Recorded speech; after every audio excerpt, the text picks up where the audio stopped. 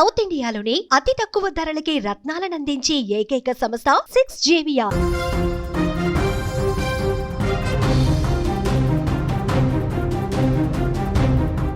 3 రోజుల క్రితం ఆ ఇంట్లో నవ్వులు విరిశాయి. చెల్లెలి సీమంతం వేడుకతో కుటుంబం అంతా ఆనందంలో మునిగిపోయింది. ఫోటోలు దిగారు. ఆ జ్ఞాపకాలను జీవితాంతం గుర్తుంచుకోవాలని అనుకున్నారు. కానీ ఆ ఆనందాన్ని చూసి విధికే కన్ను కుట్టిందో ఏమో. చెల్లెలి సీమంతం చేసిన అన్న కేవలం 3 రోజులకే శాశ్వత నిద్రలోకి జారుకున్నాడు.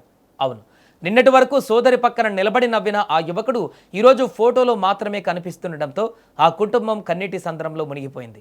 ఖమ్మం జిల్లాకు చెందిన ఈ కుటుంబం ఎదుర్కొంటున్న విషాదము ప్రతి ఒక్కరి కళ్ళల్లో నీళ్లు తెప్పిస్తుంది. అసలేం జరిగింది? ఆనందంతో నిండిన ఆ ఇంట్లో ఒక్కసారిగా విషాదం ఎలా అలుముకుంది? ఖమ్మం జిల్లా సత్తుపల్లి మండలం కిష్టారం గ్రామానికి చెందిన ములకలపాటి రవి, లీలావతి దంపతులకు 2 సంతానం. కుమారుడు పార్థసారథి, కుమార్తె జాహ్నవి. ఇద్దరు ఉన్నత చదువులు పూర్తి చేసి అమెరికాలో స్థిరపడ్డారు. పార్థసారథి అమెరికాలోని నార్త్ కరోలినాలో సాఫ్ట్వేర్ ఉద్యోగం చేస్తూ మంచి భవిష్యత్తు కోసం కష్టపడుతున్నాడు. కుటుంబానికి అండగా ఉంటూ అందరి ప్రేమను సంపాదించుకుంటున్నాడు. మరోవైపు చెల్లెలు జాహ్నవి కూడా అమెరికాలోనే నివసిస్తోంది. జాహ్నవి గర్భవతి కావడంతో కుటుంబంలో ఆనందం వెల్లువిరిసింది.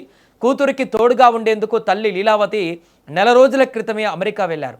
ఇంట్లో కొత్త అతిథి రాక కోసము అందరూ ఎంతో ఉత్సాహంగా ఎదురుచూస్తున్నారు. ఈ క్రమంలో 3 రోజుల క్రితం జాహ్నవి సీమంతం వేడుకను కుటుంబ సభ్యులు ఎంతో ఘనంగా నిర్వహించారు. ఆ వేడుకలో పార్థసారథి ఎంతో సంతోషంగా పాల్గొన్నాడు. చెల్లెలితో కలిసి ఫోటోలు దిగాడు.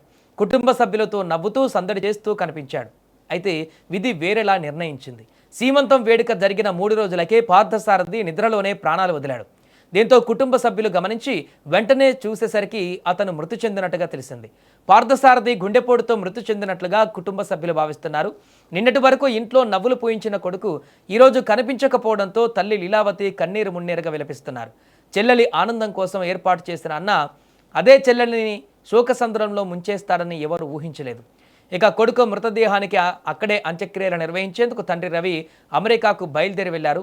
ఒకవైపు కుమారుడిని కోల్పోయిన బాధ, మరోవైపు విదేశాలలో అంతిమ సంస్కారాలు నిర్వహించాల్సిన పరిస్థితి ఆ కుటుంబాన్ని మరింత కుంగదీసింది.